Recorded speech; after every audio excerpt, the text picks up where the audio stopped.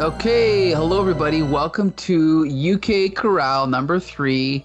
This is your co-host Mike L. Unfortunately, Adamantium could not join us, but back after a one episode absenteeism, we got Paul back with us. Thank you for joining us, Paul. I'm very happy to be here on Labor Day. Excellent. Yes. Wait, do you have Labor Day in the US? Yes. Oh, you do? I didn't think you did. I thought it was a Canadian thing. Oh, I'm thinking of Boxing Day. Boxing Day is strictly Canadian. Yes. Boxing Day, December 26th, Labor Day. This is the Labor Day weekend. Gotcha. Okay. So anyway, we don't like to chit-chat. We don't like to waste time. We just want to jump right into the comic books, right? So we're just going to ignore all of the controversies surrounding this particular author, and we're going to talk about Neil Gaiman's one of his first published comics, if not the first professionally published comic book. And this is called Violent Cases. And it's actually by a publisher I'd never heard of before. It's, hold on a sec here. Well, this is by Titan Books, but the original publisher was someone different. But it's not important, right? It's definitely not Marvel and it's definitely not DC. But Right. But his collaborator here is Dave McKean, who's probably most famous for doing Arkham Asylum.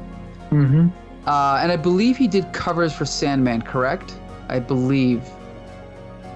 Well, I won't be contrary to your belief. Okay. We refuse to do research on this podcast, so we'll just leave it at that. But anyway, okay. So this is this is a comic. I actually just read a quick summary about it, and they made the comment that this, much like Sandman, is a story about stories. So this is basically the point of view of an adult remembering when they were a child and recalling a story of how he was, I believe he was like 4 years old. He had an abusive father who accidentally dislocated his arm out of his shoulder because they were, in some type of argument or something like that. And then the father ends up bringing him to a doctor who he, as he understands, was also a doctor for Al Capone, the gangster Al Capone. So this is obviously a story set back in the 1930s, I believe. And the story is, it's sort of hard to summarize as like a linear thing. So we'll just say that as the story goes on, one of the things that happens is he admits that his memory is hazy because he was only like 4 years old. And there's some things he doesn't understand that are going on. But as the story goes on, he kind of learns a little bit more about what's going on. But we don't really have to get into exactly what happens with the story. But I understand through our exchanges that you are actually not a big fan of Neil Gaiman. Is that true? I'm afraid to say that. And go ahead. So why is it you're not a fan of Neil Gaiman? Well, anytime I've come across some Neil Gaiman stuff, it's always left me feeling rather deflated. And I think this is a bit unfair of me to say this, because I think if someone's going to offer such a definitive opinion, then they need to say, but you know what? I've read everything Neil Gaiman has ever written. So then at least you can speak authoritatively about it. Okay. But in the things that I have read from past to present, and even the movie I went to see based on his writing, what was it, Stardust something or other? Yes, I should. I can't remember the title of it, but that sounds about right. Yeah, there's also what is it, Coraline? Yeah, Coraline as well. And I don't know, I always end up kind of shrugging my shoulders a bit. So let's, putting aside what we're talking about, the specific graphic novel from 87 for the moment, because you asked me about why I don't particularly like Neil Gaiman. If you compare Alan Moore's Miracle Man with Neil Gaiman's, for me, there's like no comparison. And yet people would say, well, don't be ridiculous. They're two very different kinds of writers. You can't really set one alongside the other. It's apples and oranges. Mm-hmm. But Alan Moore's Miracle Man is full of inventiveness and creativity and spark and intelligence and so on. Neil Gaiman's Miracle Man is just flat, monotonous, tedious, pretentious. And I thought, I told myself, try and think of something Neil Gaiman wrote that you like. And I thought, well, what about when I've ever looked at Neil Gaiman's Sandman? And I thought, yeah, it's kind of flat. What about that movie that you went to see of his? I thought, no, it's kind of flat.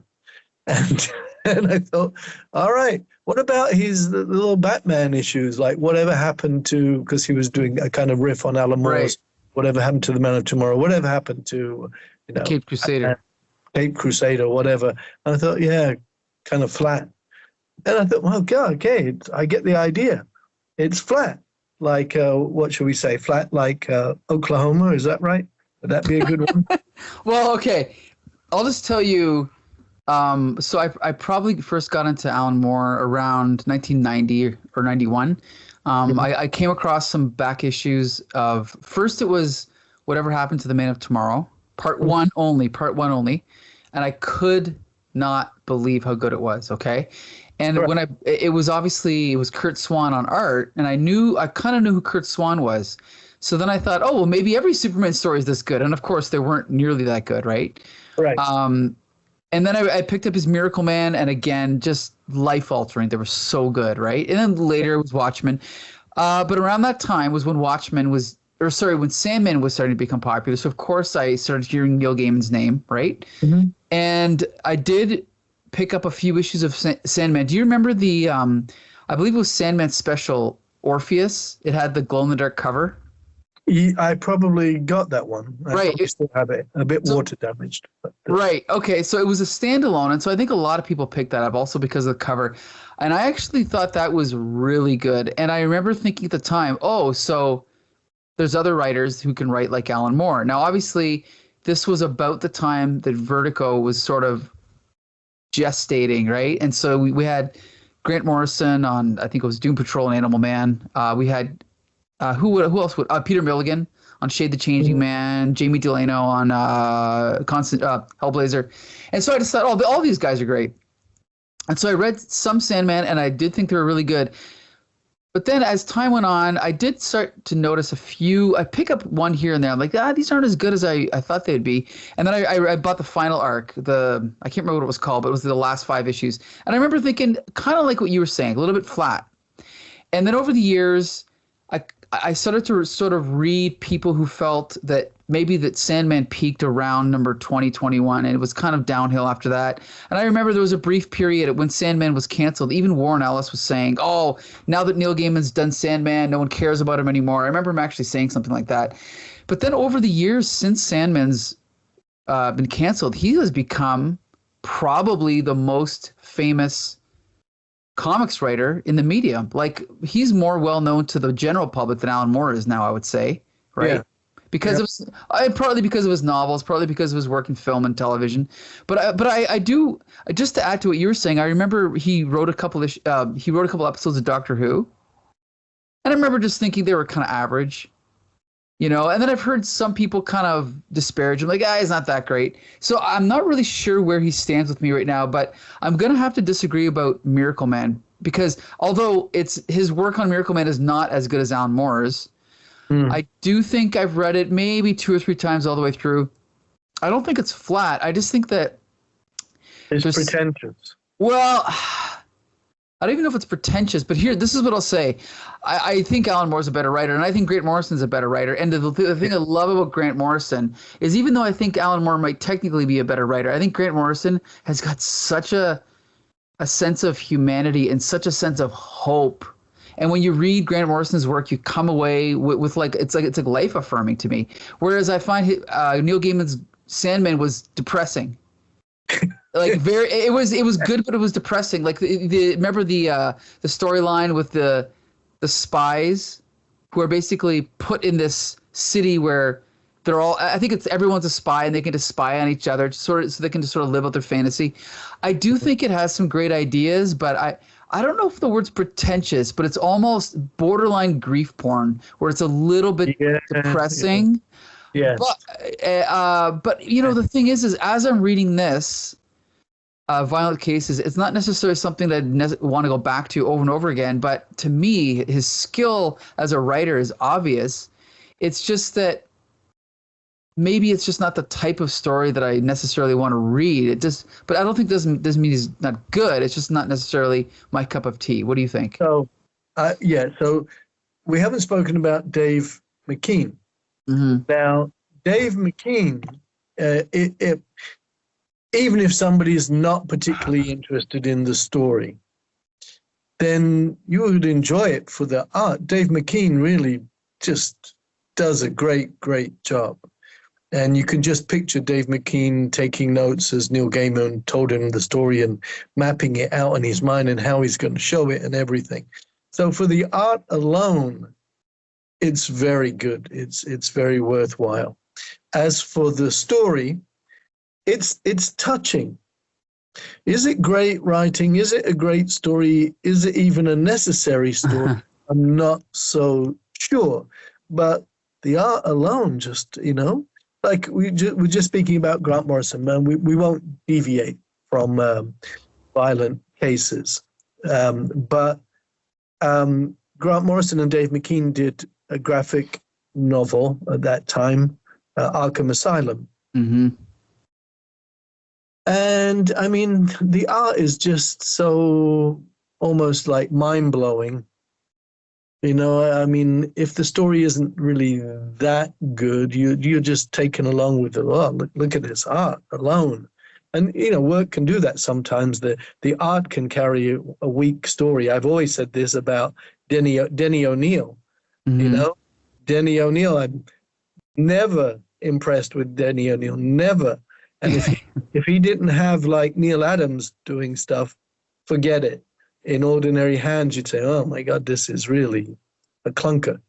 But so Dave McKean on Violent Cases is just tremendous. But again, it's a very touching story. As you said, it's about a child. And I'm not sure if he was 4, 5, 6, something like that. But one of the points is these are memories from my childhood. So they're fuzzy. And that's why ultimately they kind of intertwine and overlap, like you were saying about the 30s. But I didn't take it like that, because this is a child who's got an abusive father who dislocated his son's arm accidentally. Then the father has to take him to an osteopath, I believe. And the osteopath claims to have been the osteopath to Al Capone when he lived in the United States. Mm-hmm. And he lived in Chicago, and he lived in California, and he's lived somewhere else. And now he's living in Portsmouth on the south coast of England. So I thought he was just, the osteopath was giving us flashbacks to the 1930s and when he used to be in the company of Al Capone. And I just thought it was very, very interesting. But, I sound so vague here talking about this, and I'm trying to zero in on some specific things, like when he went to the kids' party and how he didn't have friends there and he didn't really like it, but he's obliged to say, thank you for having me. And it's funny when I read that, because when I was a kid in England, at least until 14, if ever I went somewhere, an invitation, I had to say, thank you for having me. Interesting. This is what we're taught. Now, before you leave, make sure you say, thank you for having me. And he was scared of the magician guy, the bald-headed magician guy. Mm-hmm. That was all very interesting. But so can I ask you a question here? Sure. Because I don't want to be just me, my perspective. Sure. Was this story really worth telling, or is that not the point? I say it's not the point. That's a great question. I put it this way. I think the point of this story for me is not the actual story itself. It's strictly the way it's told. I think that is what makes it interesting. The art itself is, as you said, incredible. It's not just well drawn, because I'm used to seeing Dave McKean's painted work, and as we're flipping through the pages here, and I'm sorry, you can't actually see me flipping through these, can you? No, but that's okay. but you remember what the artwork looked like, what it Yeah. looked like. But I mean, his pencils are incredible. Yes. And again, we have to put this in perspective. This is like 1987. So Yeah. at this time, comics were.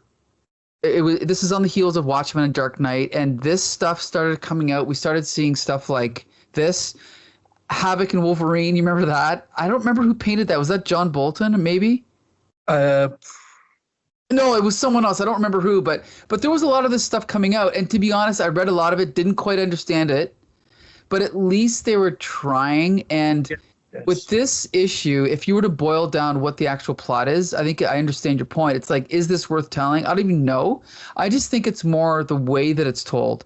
And as I'm reading Neil Gaiman's writing, I'm thinking this is written like a novel to me. Like the dialogue is really well done. The narration is really well done, I thought. As far as the actual story itself, what does it amount to? Not really much. Right. But I still think that we have a case of a writer who I believe he had a background in journalism first, and clearly, he's suited to writing novels and things like that, who's coming in to comics, which is also like, Alan Moore clearly, I guess almost to the point that these guys are overqualified to be writing comics at that time. Like there was someone who in the 80s said, "Oh, we don't deserve Alan Moore." And I understand his point, because superhero comics at that point were like this B genre, right? Like this disposable genre. And then we had these writers coming in, mostly from the UK, who, in my opinion, were elevating everything. And this is not a superhero story, but they were helping elevate the entire medium. And so for that, I definitely respect it. As far as I said, like, is it something I want to read over and over again? Or is it something that gives me, that I'm going to think about the rest of my life? Not necessarily, no. Well, so would we tell people to check it out, or wouldn't we? I would say yes, because for the art alone by Dave McKean. Yes, for the way that it's told. It's very absorbing. You feel more and more into it the further along you go. Early on, you maybe like skate along the surface of things, but the longer it goes on, the more you get drawn into it. And I think that's very skillful, and I think Neil Gaiman deserves credit for that. And Neil Gaiman and Dave McKean obviously worked everything out very, very well, because it does do that. It draws you further and further in. And as I said, things then begin to get a bit overlapping. And all the time we know that it's from the perspective of an adult thinking back to when he was like, 5, something like this, trying to remember things clearly. And you can't. You can only remember individual things, and then you have to try to piece them together to make sense. So it's very, very, it's very worthy. It's definitely worthwhile. I'm still just not sure what really makes it good. Is it the Dave McKean artwork more than the writing, or is it the writing, or is it the combination of the two? And maybe I shouldn't think so much about it and just enjoy it, So it was enjoyable, but like you said, it came out in 87. Around that time, we also had like Arkham Asylum, I think, around that time, or maybe a bit later. Arkham Asylum was, I think, 89 or 90, yeah. 9. And then also there was the Grant Morrison, Frank Quitely, real name Vince, what's his name, doing JLA Earth 2, I think. Oh, that was 10 years later, though. That was much later. Yeah. Wow, you see? So here we are talking about Neil Gaiman remembering something from when he was like 5. Yeah. Right. Well, that was like 10 years later. Are you kidding me? Yeah, I guess it probably was. But so you liked it then, right? I certainly enjoyed reading it. I certainly enjoyed everything about it as I was reading it. But I guess, if you were to ask me, what did you take away from it? It's not like it's resonating with me as a story. It's more resonating with me for the way that it was told. Yes. And so you asked me, is this something we would recommend to people? I think I would recommend it to people who are still skeptical about what comics can do. I would say, okay, well, then why don't you read this and tell me what you think of this? Now, it might not blow their minds, but I think they would at least be impressed with the way that it's done. Right? Did you see one of the messages in the book from Dave McKean to his art teacher? He put a message in there, like you do, for example, to Michael with thanks. He put to his art Okay. teacher and said something like, "You see, this is what I mean by comics." Okay. So, I mean, probably when he told his art teacher he would like to draw comics, the art teacher probably immediately thought of the old Batman TV show, yeah. Wham, Pow, Smash, and that's not what Dave McKean meant. Hmm. So, yeah, I thought that was an interesting note. Yes, that's the like the opening splash page for my teacher Malcolm Hatton. You see, this is what I mean by comics. Yeah, that's a great point. Because I mean, I've read comics my whole life. I'm 48. I remember when I was in my 30s, I had friends who I'd known for 10, 15 years who still didn't get it. They're like, "Why do you read that stuff? Isn't it for kids?" And I just felt like saying, why would I read it if it was just for kids? Like, you've known me for 10, 15 years. What is it about me that makes you think that I would read something if it was really that idiotic, right? So anyway, You're a moron. yeah. So there's still people that need to be educated on what comics can do. And to be honest, I've always liked Dave McKean, but this was actually better than I expected from his art. It was really good. Yes. And maybe because I do like painted art, but I prefer like actual pencils and inks. And there's some really good. I'm flipping through it now. There's some really good work here. Obviously, he's influenced by Bill Sienkiewicz. Yes. But he's doing stuff here that, I mean, yeah, it's blowing me away. And you talked about the way him and Neil Gaiman plan things out. There's a lot of very nice executions of Neil Gaiman's text combined with the art by Dave McKean. I think it works really well. Yeah, and I think it does advance comics, and I'm surely there is no one in existence who has been a fan of comics who hasn't had at least one person say basically imply you're a moron. Yeah, exactly. In my case, I remember my mother saying, she kind of tutted and sighed and said, "I thought you'd grow out of it." Mm-hmm. And I thought, grow out of what? It's the medium. They don't understand. They think it means you love pow, smash, wham. And actually, I do quite like the sound effects. But no, it's the medium. It's what you can do with the medium. And so this reflects well on us. Violent cases reflects well on us because look at what they're doing with the medium. And there are so many ways you can do things. Like, as I've said before, I on Facebook, I post regularly on comic book historians. And I'm up to like number 54 in my current series, which is like my favorite issue. And I did one very recently on S.H.I.E.L.D. number 3, Steranko writing. Sure. Yeah. And I said, because I was reading it on a flight as a back issue, and there was an executive type lady just off to my side. We had the 3 seats to the 2 of us. And she kept looking over, and it wasn't because, I'm Brad Pitt or something. Mm-hmm. It was because I was reading a comic book. But I'm fairly sociable, so I spoke to her and I said, and I explained to her, this is Jim Steranko. He writes, he draws. This was done at the end of the 60s. I said, people think comics are just for kids, but look at this. Look at this cover. Look at this splash page. Look at the double page spread on 2 and 3. Look how he uses black and white and light and dark to suggest this and that and everything else. And so I think she really understood this was not pow, smash, wham. But there's just so much kind of prejudice. It's ridiculous.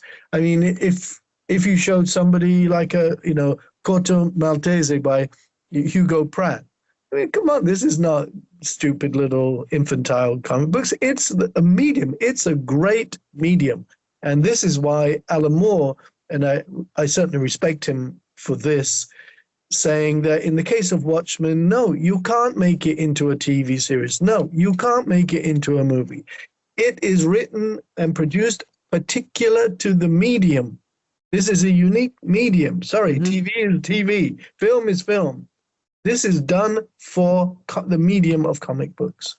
And, I have little to no respect, to be honest, for people who still are so pea-brained that they imagine this medium, the extent of this medium is pow, wham, smash.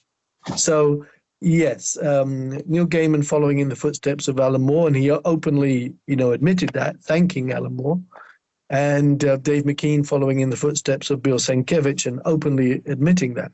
And in this vein, have you seen, and anybody who's listening to us, have you looked at Big Numbers, issue 1 and 2 by Alan Moore and Bill Sienkiewicz?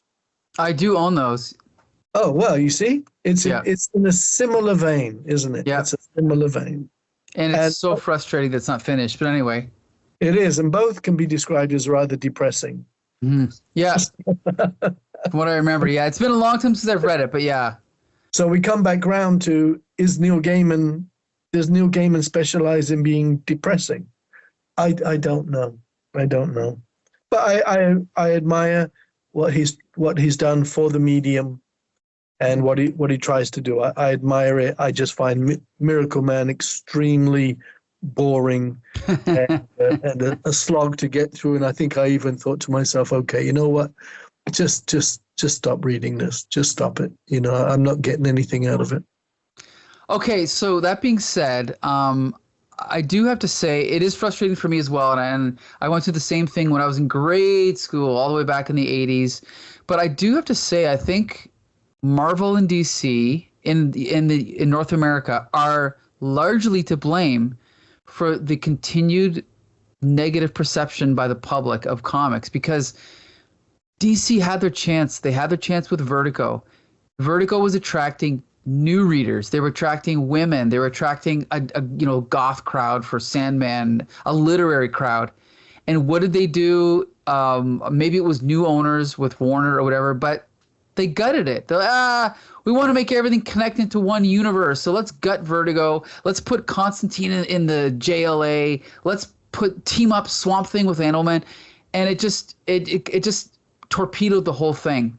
And in their mind, I mean, they're right to some extent. There is a segment of the readership that wants Swamp Thing to team up with Batman, but I think the long-term goal should be, we already have our Batman and Superman readers. We don't need to appeal to them. We need people that are going to read something different, like Sandman or Swamp Thing or Hellblazer or whatever it may be. And I think that they really shot themselves in the foot by sabotaging Vertigo.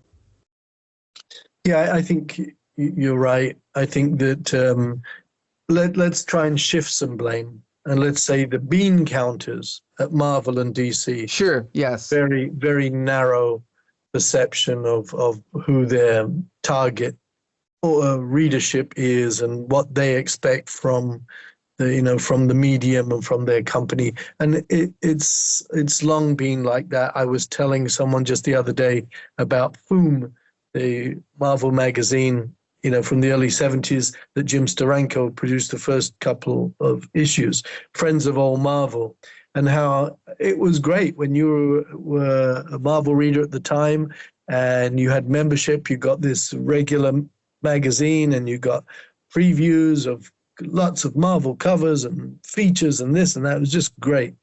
But eventually the bean counters told Stan Lee to stop producing it because they couldn't see how it directly generated profit. And Stan Lee had to try to explain to them, no, this is a promotional tool. It's an investment because you fans feel more connected. They know what's coming. They can share the news. It's an investment.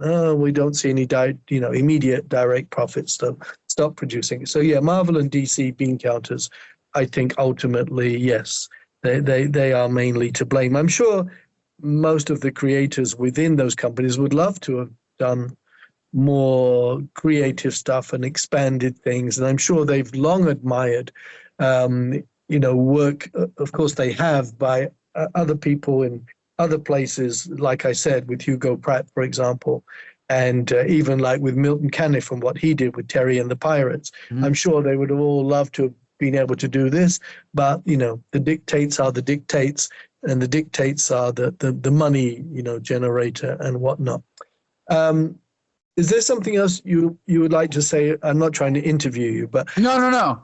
something else you'd like to say about violent cases? I want to ask you something else in a minute, but not directly related to violent cases. To be honest, no. And I think that's, I guess, the ultimately, it is a negative thing to say about the book. Is I don't have much to say about the actual plot of the book. It's more something that I think you should experience by reading it. It's not, there's those people that say, "Oh, I fell asleep halfway through the movie. Just tell me how it ends." And when they ask me that, I say no, because you have to watch the movie yourself.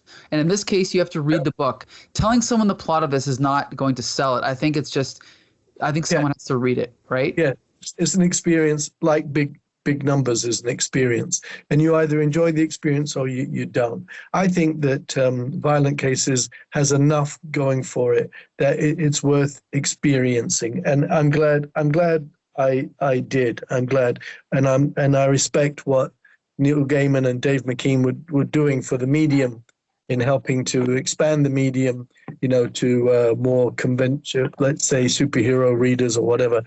Then they see this and they say, "Oh, there are other forms of life," and that's it. Within the medium, you have to learn there are other forms of life. It's not just pizza for dinner every evening. You can have other food and other dinner. Great point. The last thing about Violent Cases for me is that unless I misunderstood something, the title is a play on words based on the fact of a 5-year-old's fuzzy memory, because it's not really Violent Cases, although there is a certain violence with some of the characters like Al Capone and the boy's arm being dislocated. It's violin cases, because the mafia guys around Al Capone, they carry their machine guns in violin cases. You know what's funny? I completely missed that, but they did there was, I don't know where it was, but there was a scene in the book where they actually said either violent cases or violent cases, and right. I kind of just bypassed it. But is that the part that you're referring to specifically? Yeah. Yes, because wow, okay. 5 years old, you might say, yeah, well, my doctor said he was osteopath to Al Capone, and Al Capone was a gangster, and Al Capone and gangsters, they had violent cases. Sort of violin cases, but a 5-year-old would say maybe thinking violent. Even then, you could say no, a 5-year-old wouldn't even know the word violent. But anyway, I took it that way. Well, I mean, it's a better title than Superman and Batman versus vampires and werewolves, right? So at least there's a little bit of thought put into it. But anyway, so was there anything else? You said you didn't want to interview me. Was there something else you were going to ask me, or was that your last question? No. It's kind of related because Neil Gaiman, Dave McKean, British. So what do you think the British brought to comics in the 80s? And in what way was it so markedly different from what the North Americans typically brought? So I'm going to give you this is what I think it was. I think that the writers who were working in comics in the 80s, the American writers, even the most popular ones, and we all know who they are, okay? I think the majority of them only grew up reading comic books, reading Marvel and DC comic books. So all they brought to the table was a regurgitation of Marvel and DC comic books. Now, maybe some of them had a little bit more, like maybe Chris Claremont had a little bit of theatrical background. Maybe some of them watched certain TV shows or read certain novels, but for the most part, I felt like they were just regurgitating what they read as kids. So can I now interrupt you, even though I've asked your opinion, but now sure. I'm going to interrupt you and say, but was that really true of people like Steve Gerber, Don McGregor, for example? I'm glad you mentioned Steve Gerber, because he is a rare exception. Steve Gerber's probably the best writer of the 70s, in my opinion. Mm-hmm. I think someone like Jim Starlin stands out a little bit. Probably, and again, we have to give credit to some of these guys, like Larry Hama. He had experience, like he was in the Vietnam War, so he brings that real life experience. Right. People like Jim Starlin, I think he's a good writer. He brought a little bit of spirituality, right, and drug, experimentation with drugs. He was part of that hippie culture, like these guys, like, and I don't want to name names, but some of these guys are the classic comic book nerd that just grew up reading superhero comics and then became a professional, and then they wrote superhero comics, and some were better than others. But the really good ones, like the ones we're talking about, I think also had other life experiences that they brought to the table, which I think helped their writing. Right? You think it was really life experiences? Because I'm not sure how great a life experience Alan Moore had in Northampton, or it's cultural. Okay, well, I was talking about the Americans strictly.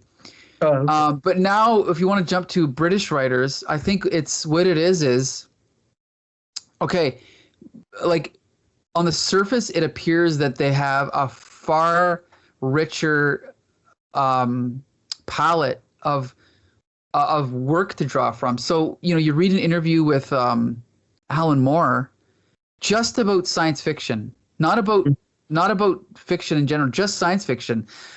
The guy, it's like he's read every single science fiction author imaginable. He can give you decade by decade the way that the genre evolved, right? And I've never heard anyone talk about science fiction that way, let alone a comic book writer, right?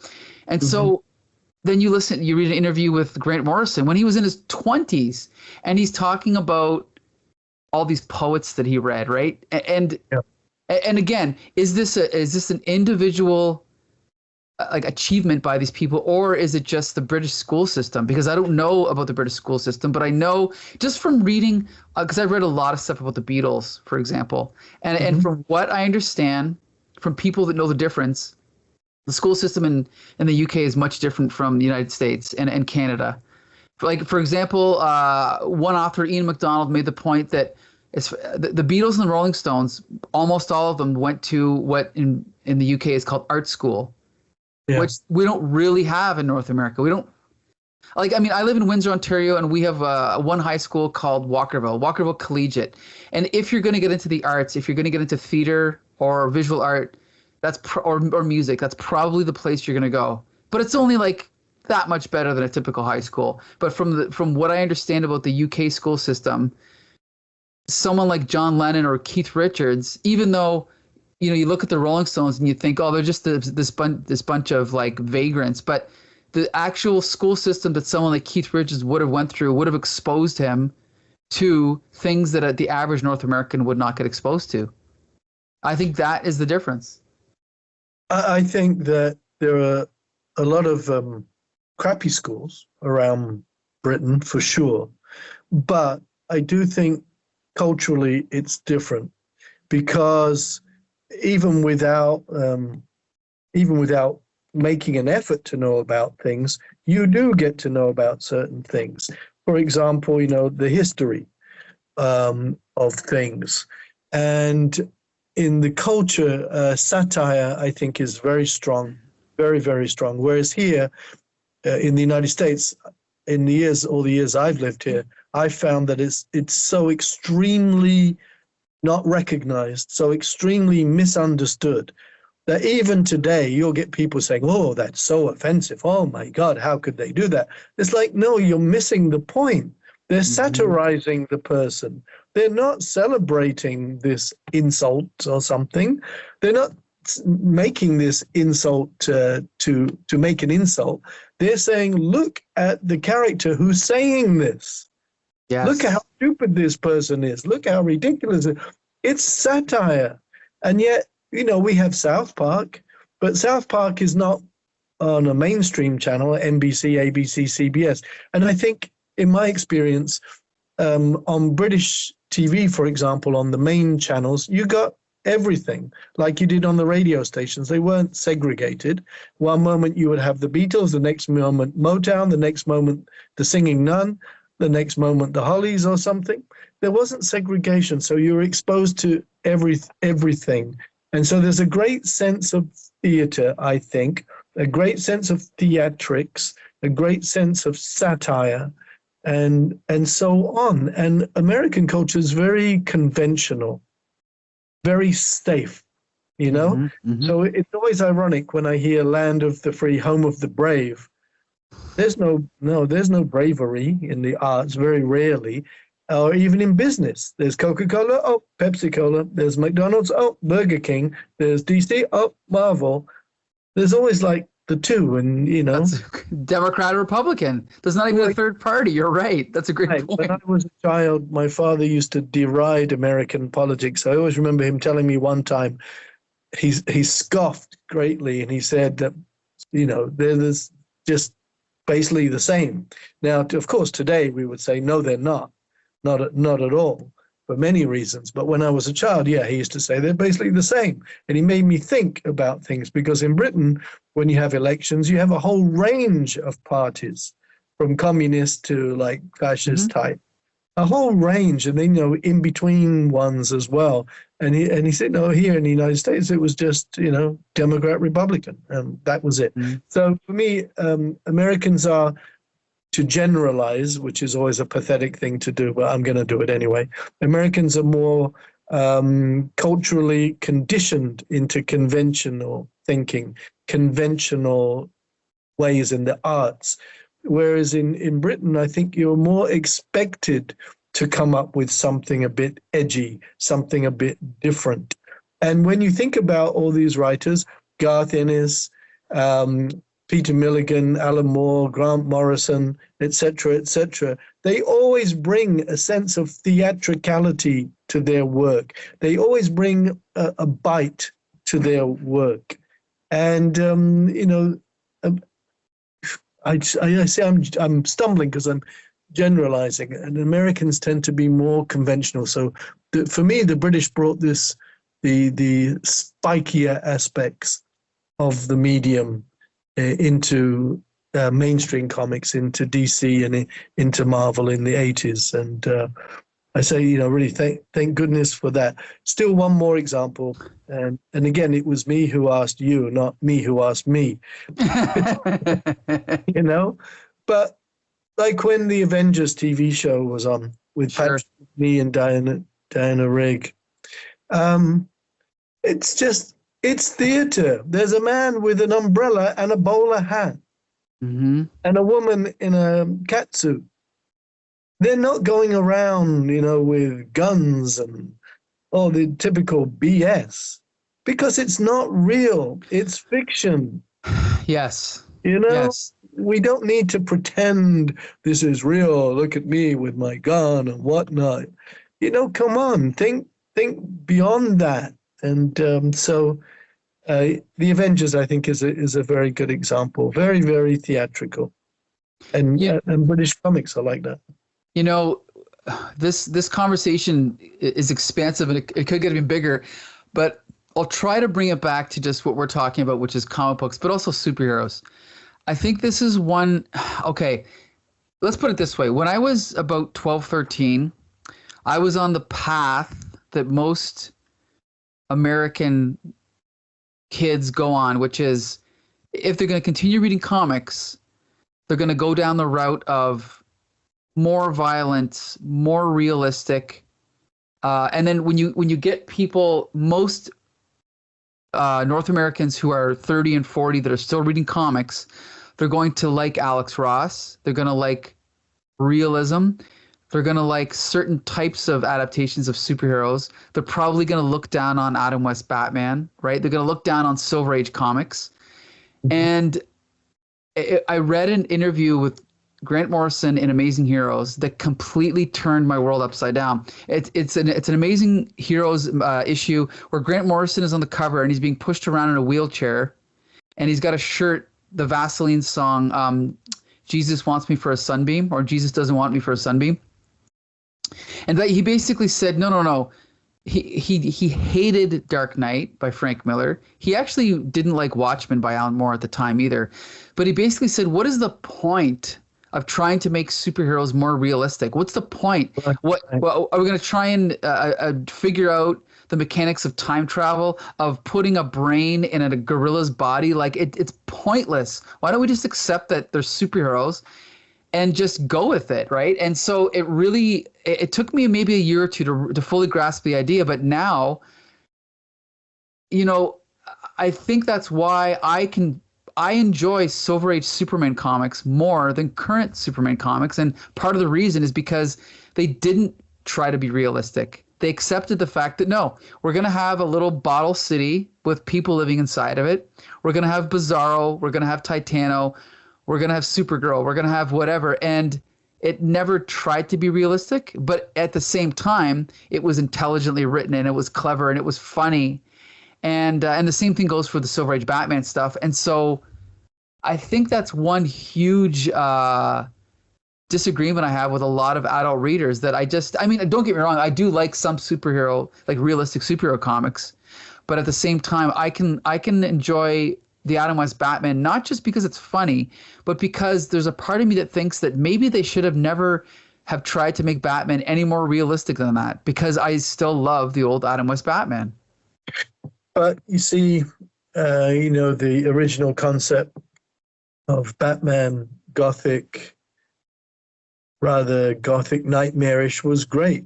Of course. Don't get me wrong. Yeah, sorry, go ahead. Yeah, because that was very theatrical, and the villains were very theatrical. See, now here I am supporting Americans from decades and decades ago, way back, because they had a great sense of theater. We couldn't say anything else when you have a villain like the Penguin. How theatrical do you want your characters to be? And the Joker, of course. They're outstandingly theatrical. And I also remember reading that Grant Morrison piece. And he said, yeah, I don't want to enter comic books for further reality. I already live in reality. I want to go into a comic book world, which is a different world. And I thought, yeah, I understand that. I really do. And so when he did All-Star Batman with Vince, with Frank All-Star Superman. Oh, sorry. Did I say All-Star Batman? Yeah, you said Batman. That's okay. All-Star Superman. I mean, look how wonderful that was. Absolutely. And for me, that makes his point. That and the Flex Mentallo 4-issue miniseries. Oh my God! Yes, right. Absolutely. And you're entering a different world. You're leaving your world. You're entering the outer limits or the twilight. Yes. And so I thought, no, he's right. He's right about that. We already have reality around us. Do we really need to see somebody in comics like raping someone or doing stuff like this? How about we just use our intelligence and sense of theater and so on, and create a totally fictional world which you enjoy stepping into? So I do agree, but then again, I loved Watchmen because it was so well done at the very least. But I think when comics try to be realistic, they kind of paint themselves into a corner somewhat, because now, I mean, the ending of Watchmen, how are we going to end all this? And that's the weakest part of the whole maxi series, the weakest part, because, this is, like a joint enemy to bring everybody together. I mean, my God, how many times have we seen that? It's such a cliche. Well, also the way that it was done with the materializing this octopus creature and tying in the telepaths, it just became a mess. I think is it Terry Gilliam who wrote the original adaptation? He's the one that came up with the idea of Dr. Manhattan's energy being blamed as the threat, right? And I think that's a better idea, at least. But I get your point, though. I don't necessarily hate that ending, but I do know what you're saying. They paint themselves into a corner. Right, because they're trying to pretend this is like, if this is the real world, okay, now you're stuck by the limitations of the real world. And you could say, well, that's ridiculous saying that, because we just spoke about some big blobby octopus or something. Right. But, I mean, that's not real world. Yeah, but the point about, okay, let's have a common foe to bring people together, or something. I don't know. I just thought everything about Watchmen till that point was just tremendously well created, very intelligent. wonderful comics, but ultimately, I don't know. In fact, even by way of denigrating it a little bit, it reminds me of when Roy Thomas's X-Men was getting worse and worse and worse. And that was when Factor 3, which I always thought sounded like some kind of cosmetic product. Yeah, right. That turned out to be like an alien octopus or something, and it's like... Well, here's the thing: is the realism of Watchmen is only one aspect of it. Even if you take out the realism, it says nothing about the way that the themes are organized, that they're tied together. Rorschach's costume on its own is such a creative idea, and that's not realistic at all, right? Right. So, I mean, there's a million things you could say about Watchmen. I'm sure we'll eventually review it on this podcast. But there's a lot of ideas that you touched on when you were talking. I want to get back to Batman for a minute. The thing about Batman is on our other podcast, Taped Crusaders, we reviewed the Adam West Batman TV show, and we all agreed that Frank Gorshin was incredible. And I've always said, I don't think anyone will ever do Riddler better than Frank Gorshin. And the thing about his portrayal is that I really feel that if you were to do a Christopher Nolan realistic Batman, even though we did see Paul Dano's Riddler in The Batman, which I thought was fairly well done, I think Frank Gorshin could almost exist in a Christopher Nolan movie without changing the way he acted, because it's like you said, it's riding the line between realism and theatricality, I guess. And I feel like when I'm watching the Adam West Batman, I feel like Burgess Meredith works. I feel like Julie Newmar works. Yes. Cesar Romero of the four is probably the weakest, in my opinion. Yes, I agree. Right. But even when I was a kid, I remember liking the actor that played Mr. Freeze. I remember liking, I think, who's the actor, the British actor from Planet of the Apes, who was in Roddy McDowall. Yes, he was in the Adam West Batman, was he not? Yeah, Mad Hatter. Wasn't he Mad Hatter? No, Bookworm. He was Bookworm, because I think he played Mad Hatter in the cartoon, in the 90s cartoon. He did the voice. Yeah, it was another guy. Mad Hatter. Right, but I think that even when I was a kid, when I didn't know it was a comedy, I didn't know it was a satire, but as a kid, I enjoyed it on that level of Batman and Robin pulling up in the Batmobile and getting out and running into Gotham police headquarters. And it was crazy, but there's it's like the more realistic Batman gets, which the nadir was the dreadful Zack Snyder movies, which I couldn't stand, is that you've completely taken out all the magic. There's no magic left. And at least with Christopher Nolan, even though they were very realistic, there was still a little bit of that magic. Although ideally, I mean, I just went and rewatched the first two, the Tim Burton Batman films. And, Jack Nicholson is the Joker. You don't question it. When he's on camera, he's still scary. When he kills somebody, it's shocking. And when you're watching Jack Nicholson as the Joker, or even Michael Keaton as Batman, I don't think you really question it. I think the way that Tim Burton kind of sets it in this timeless, fictional, almost fairy tale like world, like, is it the 30s? Is it the 90s? I don't know. It makes it work, and it makes you just suspend your disbelief and just enjoy it. What do you think? No, I think exactly the same, really. I think Tim Burton's really good about things like that, entering a make-believe world. I think that we can actually bring this all back around to the Neil Gaiman, McKean violent cases, because... Sure, we'll wrap it up, yep. This begins with realism, absolute realism. The memories an adult has of when he was 5 and particular things, and how they're kind of a bit fuzzy, but they link.